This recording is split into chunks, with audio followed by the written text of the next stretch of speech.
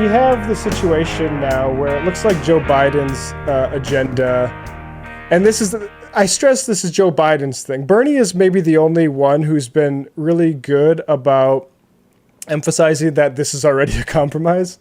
And because it is, right? Like Bernie's ask was way higher than 3.5 trillion spread out over 10 years.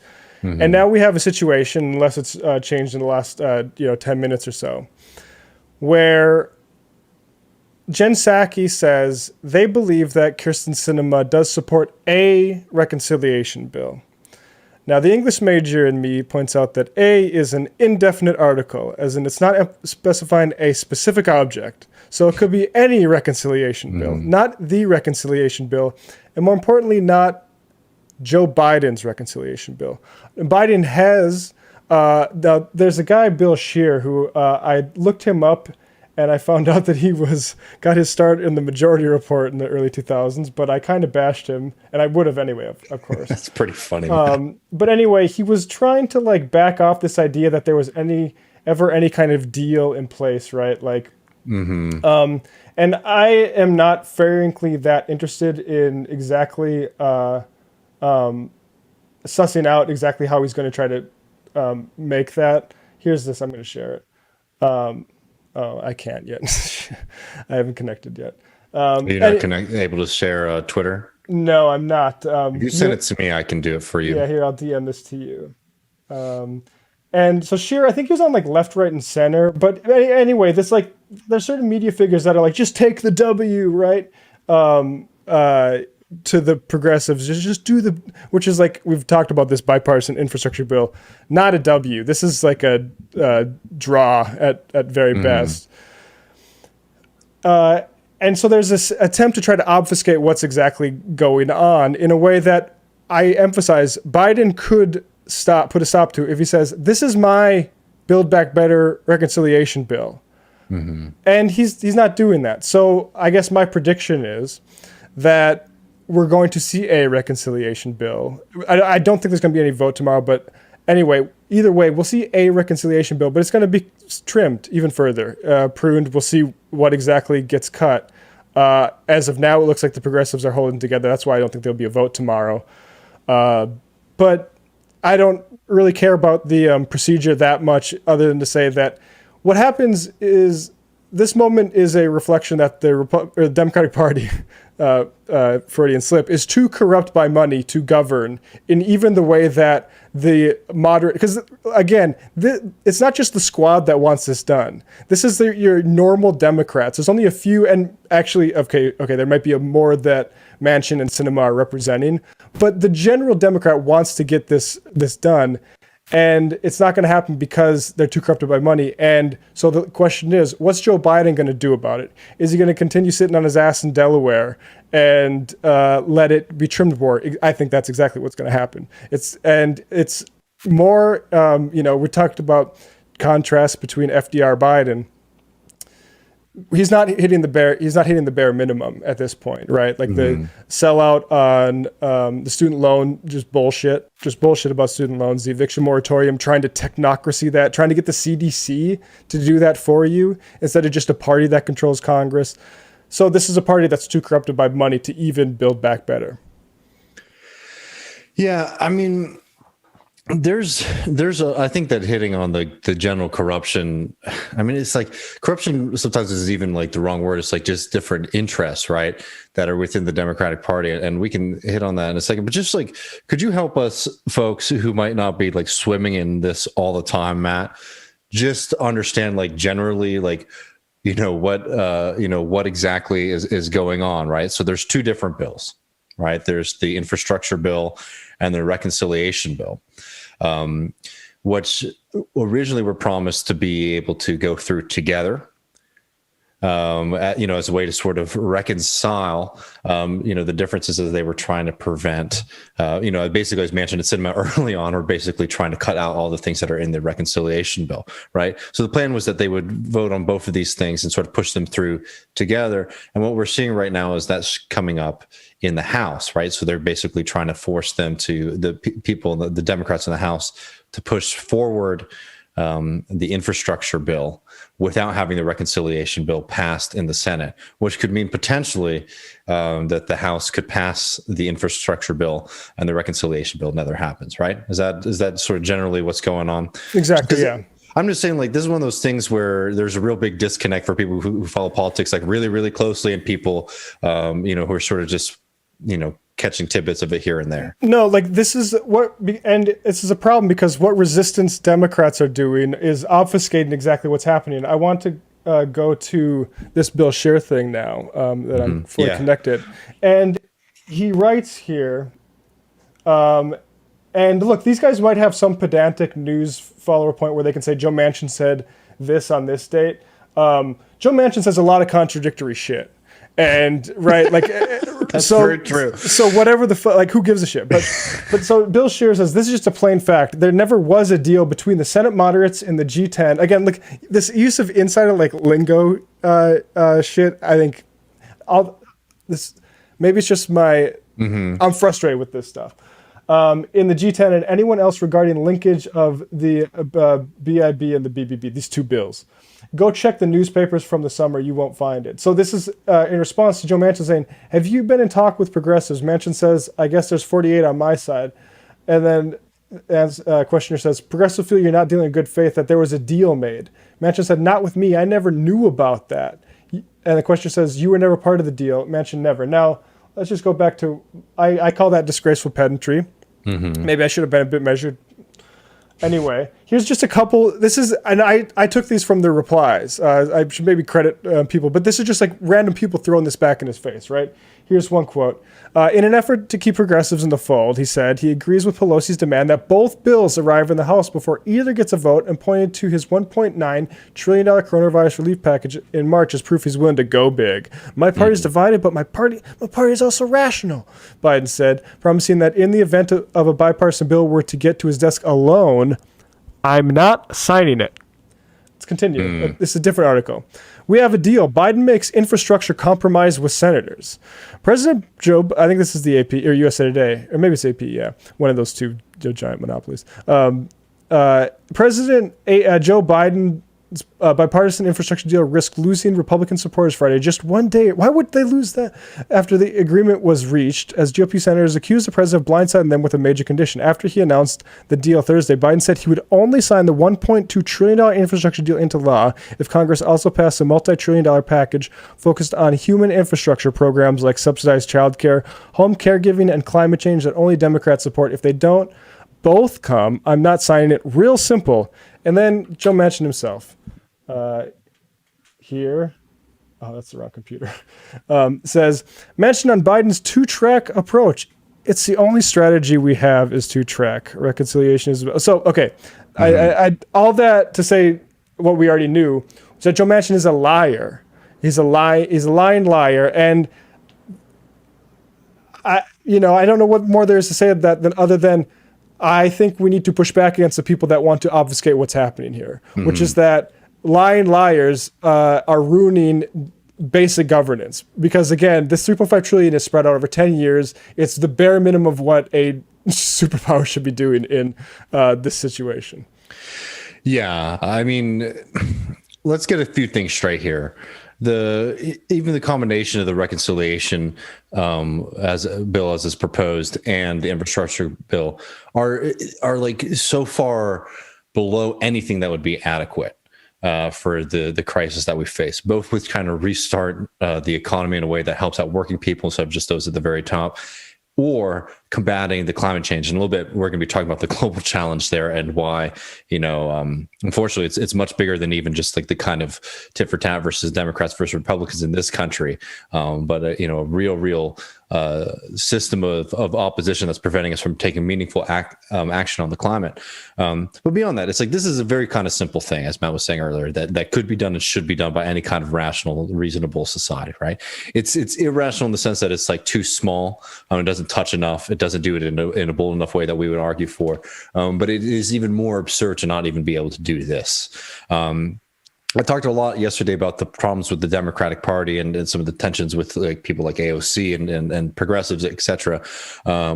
But I will say that this is a real moment, right? It looks like the progressives are going to hold strong, but let's just say right now, to be very clear, if they don't, that's a catastrophe. That's a calamity. And that's a real soul-searching moment, right? This is a very... You're exactly right. If they don't, and if they do, it's something entirely new, frankly. Yeah. That's where we're at. Right. And like, so the progressives who are saying that they are not going to vote on the infrastructure bill need to hold strong. And from all of the conversations that I've been having, from everything that I've been seeing, it seems like they will. But we need to hold them to that. Right. Yeah, it's one of those things you can't, it's hard to be too faithful. And I don't want to sit here and make big predictions. I'm just saying this, either way that it goes, they have to hold out. This is sort of non-negotiable. Yep. But beyond the kind of inadequacy of the stuff that's already proposed and those kind of criticisms, like, let's understand what this moment represents. And I wanted to highlight here. I don't know if you have it or if you'd like me to put it up on screen, Matt. The slides? Yeah, the first slide on Manchin. I got it. I think that this really does highlight, this is nuts and bolts stuff. A lot of times people on the left, they talk about campaign contributions, right? And those are bad enough. But this right here is from the New York Times. Manchin is not just somebody who like gets campaign contributions. Like, this guy is, for all intents and purposes, like an oil executive. You know what I mean? Yeah. He's a fossil fuel exetive. Like a coal broker, I think, is like the technical term. He started brokerage in the 90s. He founded this company in the 70s. Well, here's the quote from the New York Times. This powerful Democrat linked to fossil fuels will craft the U.S. climate plan.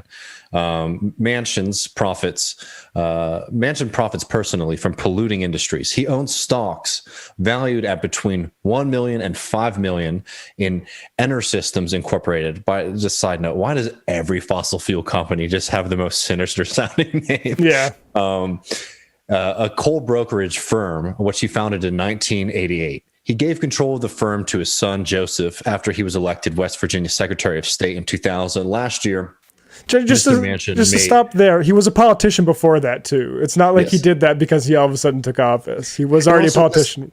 I'm sorry, blind trust shit is so ridiculous as well. Yeah, I wonder if that coal company I started had already invested in the first place, right? Like, if your money's tied up in fossil fuel corporations, like, what's going on, even if you're not directly in the room anymore making decisions. Yeah. I wonder what happened to that coal company I started like 15 years ago. I wonder if it's all of a sudden if they would like me to block any kind of serious climate legislation, right? Look, we all know this. It's just complete crap, those kind of excuses, right? But just to finish up this quote, last year, Mr. Manchin made $491,949 in dividends alone. That's not everything that he owns. That's just how much he made in dividends. Explain dividends. Is that like system stock? Is dividends like that? Is that for when you work really hard, or what's that?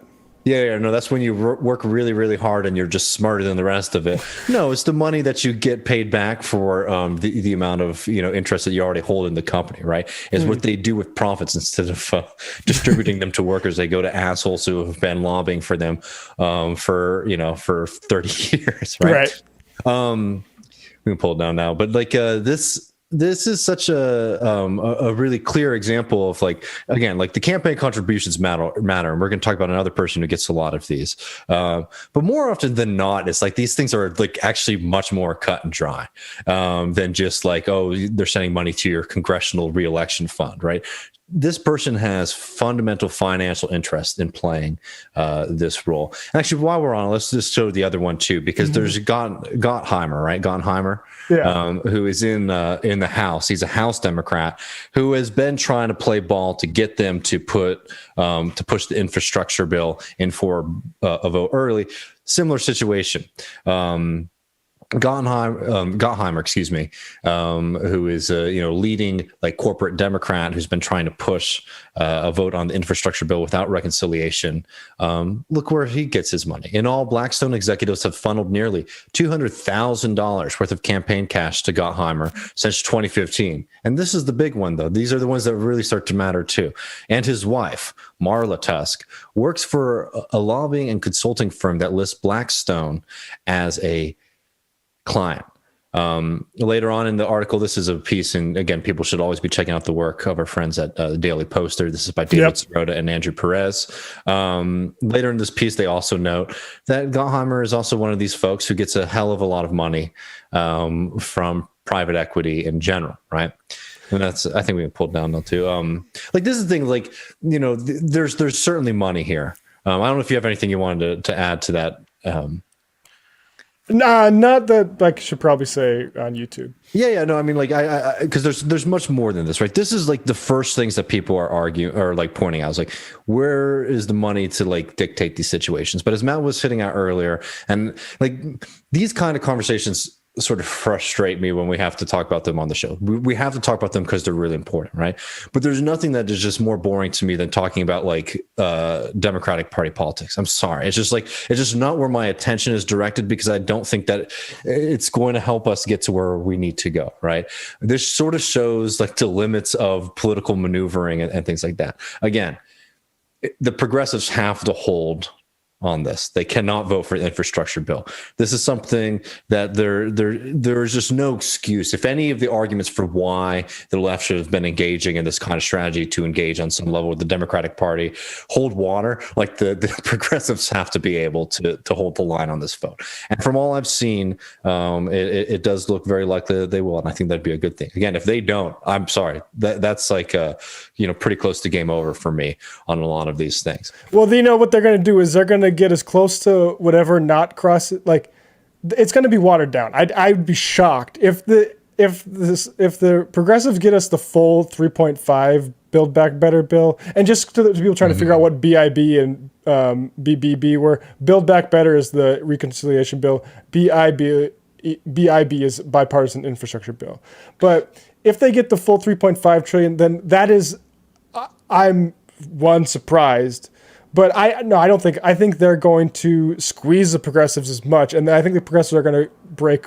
And I think what's going to happen is they're going to it's not going to be stuff stretched over 10 years. It's going to be a smaller number stretched over a smaller number of years. Yeah, I think that's on point. I mean, I think that they're not going to go for the vote tomorrow from what it looks like. Yeah. Just because it just doesn't seem like they're going to be able to get what they want anybody.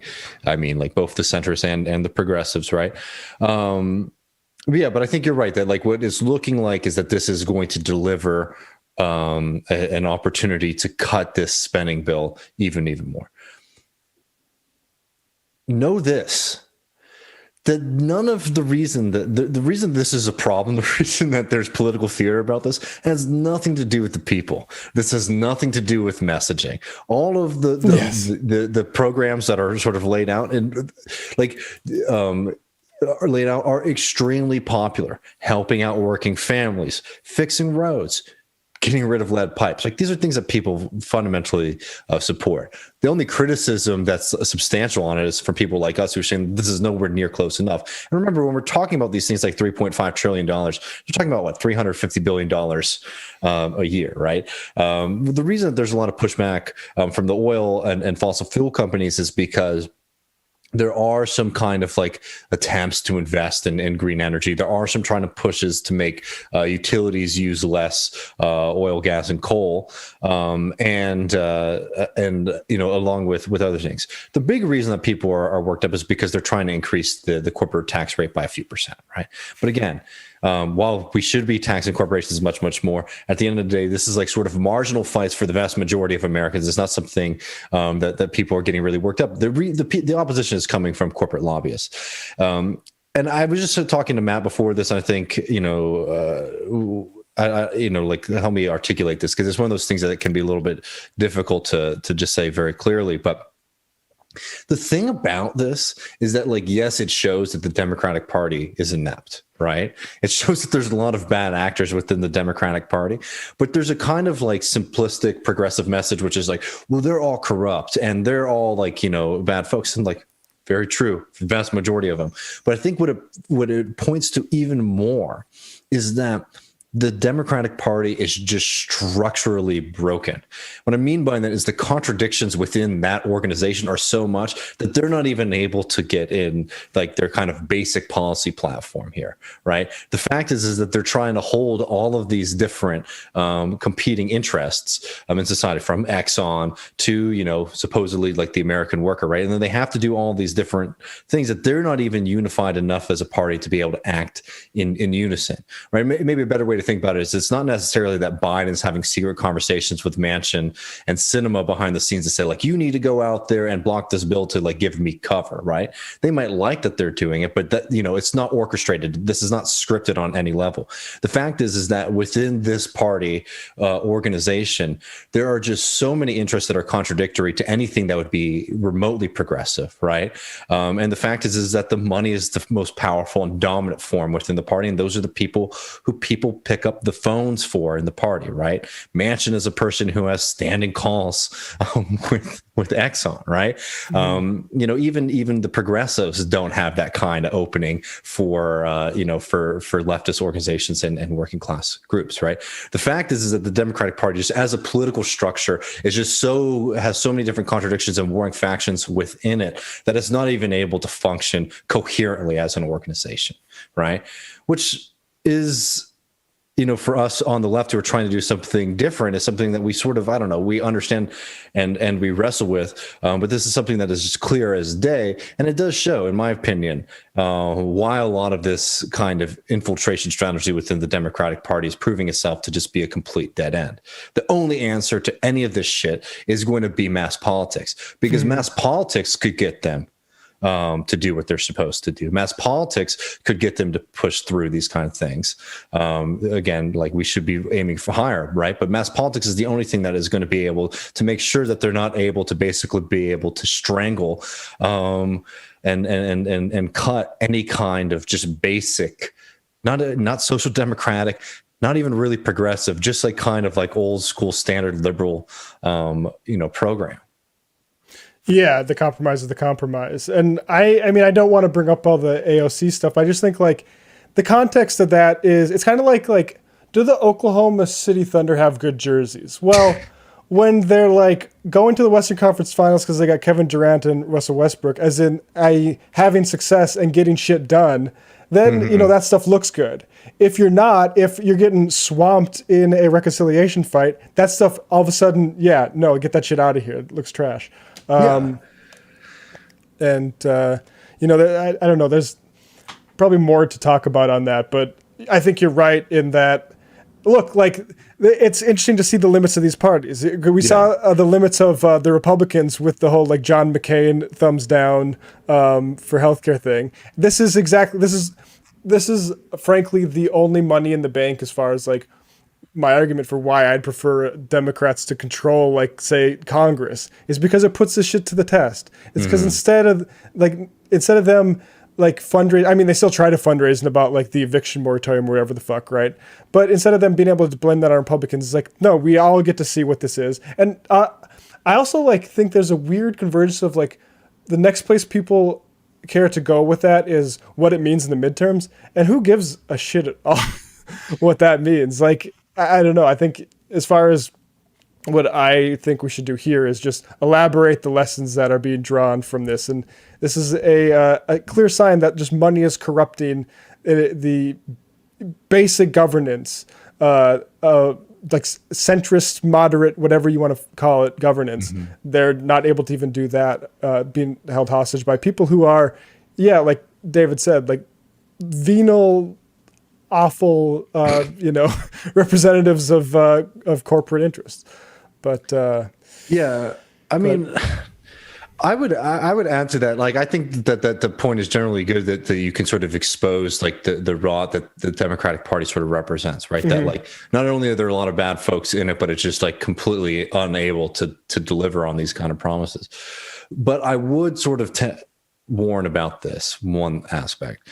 The thing that worries me about this whole scenario is less so about the kind of articles that we're going to be reading about in Politico over the next couple of weeks about, like, what was going on behind the scenes in these kind of fights, but more so the challenge that we've been given and we've been trying to give to our audience and way of thinking more boldly and radically about politics, which is to make working class people think that politics is like a avenue to change their life, right? And I get worried sometimes that like when progressives are the ones fighting so hard to get just a $350 billion a year, increase in spending, to sort of like half tackle some of these like major issues that people care about, that, it can sort of lead to a kind of general cynicism of like, oh, remember, I voted in the most important election of my lifetime again, for the Democrats who are promising to do something different. And then what ended up happening was like, a lot of watered down stuff and not too much delivery. Right. I just think it's really important and the problem right now, and this is like, well, I've been having a rough time with this over the past 48 hours, if I'm being honest, of sort of realizing where we're at structurally as a left right now, in the absence of like a kind of coalition that we had like with Bernie, in the absence of like viable political organizations that are sort of marching forward, to sort of realize that like we don't have the avenue right now for mass politics, and we need to find a way to build them. We have to find a way to build it really, really quickly. And in the meantime, there are these really critical fights too that are happening, right? Because it would be a disaster if all of this got scrapped, I think, as well, right? I just think because we just aren't going to touch climate for years if they aren't able to push this through. So it's just like it's a difficult kind of contradiction to try to find ourselves. It's like finding a way that we can articulate that like we like vehemently like disagree with this kind of incrementalist messaging, and we sort of know what looks like it's coming. Finding a way to fight to make sure that the Manchins and Sinemas don't get their way as well. I don't know, without sort of like demoralizing folks in the future, because I could see very well how people can see this and say like, well, politics is a dead end, right?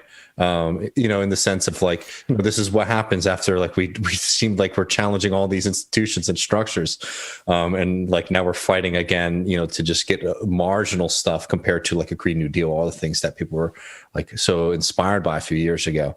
The thing that gives me hope, so not to add on like a sour note, is that while like our political entryways seem to be sort of barred, at least for the moment, there have just been mass popular movements across the country, particularly in labor. And we're going to talk about that a little bit later in the show, right? Like the thing is, like, if this was just happening without just a mass mobilization of people in other avenues, I think it would be quite a worrying moment. I think the situation right now is we need to find those polls that can attract folks who are seeing this for the bullshit that it is, and trying to build something different. Because I don't know, waiting for this proceduralist stuff to like sort of pan out, I think is a dead end. Yeah, I mean, I think we're seeing that. Yeah.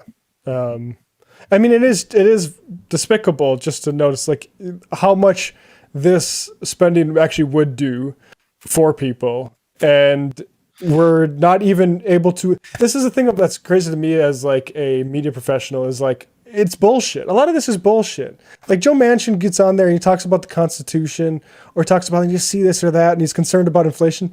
He knows it's bullshit. It's not meant to be responded to or reasoned with. It's just a placeholder for a comment. And it's the same thing with Sinema. Like, and just as an observer, right, that's the thing, is I don't think there is a lot of activism to be done. I mean, you can call your representatives and say, don't vote for the bipartisan bill and God bless you if you do that. But ultimately, like, this is a train crashing, I think, in a certain way. I think the benefit that could come, I mean, I would actually like it if there were to be a vote tomorrow, just to have the progressives have to do something bold like that. Yeah. To sort of like encourage that kind of tension within the party, I think would be beneficial. Yes. But I mean, it's just a difficult situation right now, and the problem is that like we just can't look for this to be the avenue. And by the way, that doesn't mean like retreating into protest. Like the avenue has to be like becoming very, very political, and like finding ways that we can start to organize in a way to flex our muscles. What I'm saying right now is like it feels like the left is in very much like a disarray, unorganized state, and this has to be a kind of wake up call, not just in that the feeling that something needs to be done, because a lot of people feel like something needs to be done, but starting to see what kind of things we need to be building to be able to challenge this. Because I don't know, just hoping that like the right messaging, it just doesn't seem like it's going to be changing. Well, what you there, Ezra Klein is saying? Yeah, actually, yeah. Why don't we do that real quick? Because this is just so ridiculous. I can pull it up. Yeah, if you got it. This is just such a ridiculous way I mean, not ridiculous way. This is just such a great reminder of, the kind of big brains, pundits on the Democratic Party side who don't get this moment. And this is why I'm saying, like, the only answer to this has to be mass politics. Because the fact about this is that the only reason that there's opposition right now to the infrastructure bill or the reconciliation bill has nothing to do with people. Like, it has nothing to do with the vast majority of American people or voters or workers, because these programs are just extremely popular. If anything, people would want more of them rather than less of them. The reason that we're seeing opposition is, again, because the Democratic Party is too corrupt to function. Too corrupt to function, and it just is too much of a contradictory structure to be able to do even what it wants to do. But here's Ezra Klein saying the wise David Simos just made a very good point to me over the phone. One problem for the 3.5 trillion reconciliation bill is the 3.5 trillion reconciliation bill. The rescue plan was defined by the stimulus checks. This bill is defined by its price tag. The point isn't that the bill costs too much. It's that it's never found its headline policy, the part that stands in for the whole. There's lots of great stuff in the package, but nothing that has come to define it, to make it so if you're against the bill, you're against this. I'll add this is just another problem created by the filibuster, et cetera, et cetera, et cetera, right? And this is one of those moments, right, when you realize that the people who are doing the vast majority of the commentary, and in fact the vast majority of the strategizing, don't understand the political moment here, right? Because the problem is not that Manchin is like, dipping into some kind of wellspring of opposition to this kind of package, right? We haven't seen the people are so concerned. Even on the right, even the right hasn't been able to mobilize their people against this, right? They don't give a fuck. Yeah, they're not doing anything about it. They're not doing anything. They're talking about basketball players getting vaccinated. Yeah, exactly. Ted Cruz is just like freaking out about agreeing for a black person for the first time in his life, right? Oh, well, yeah, exactly. Anyway. It's just like they're just not on they're not on the playing field at all because they don't need to be, right? The problem here is just the fundamental structures of the Democratic Party, and the reason it's just worth bringing up is just to show you that like they don't have an answer for this at all. The Democratic Party doesn't know how to operate in a sense to tap into the support that already exists for these programs and for what's within the spending bill, right? The fact is not that they need to sell it to folks. Folks are already for it. The fact is that they have created a party structure that is so dominated by financial interests, be they financial interests or like industrial capital, like oil and gas and fossil fuels, that they're not even able to put out the kind of basic platforms that they run in the first place, right? Like that's one of those things where it's like, don't look outside, look within your own house if you want to start to do something different. But I think as Matt was noting earlier, it's like, I don't think that Manchin and Sinema are sort of getting orders from Biden and Pelosi, to be doing what they're doing. But there's a reason. I mean, it's very clear that Biden and the Democratic Party's like leadership are sort of holding back in a way that's really amazing when there just is so much dirt against both Sinema and Manchin, that the only outlets that are really pushing it are like The Intercept and, Jacobin and Daily Poster. Yeah. Daily Poster. Right. I think sort of shows that there is like a kind of, we just had Trump. What would Trump do if he was trying to get something passed and it was Sinema and Manchin? He'd be going at them all the time. Yeah. And Joe's not going to do that because it's not worth Joe's time and effort. Sleepy Joe.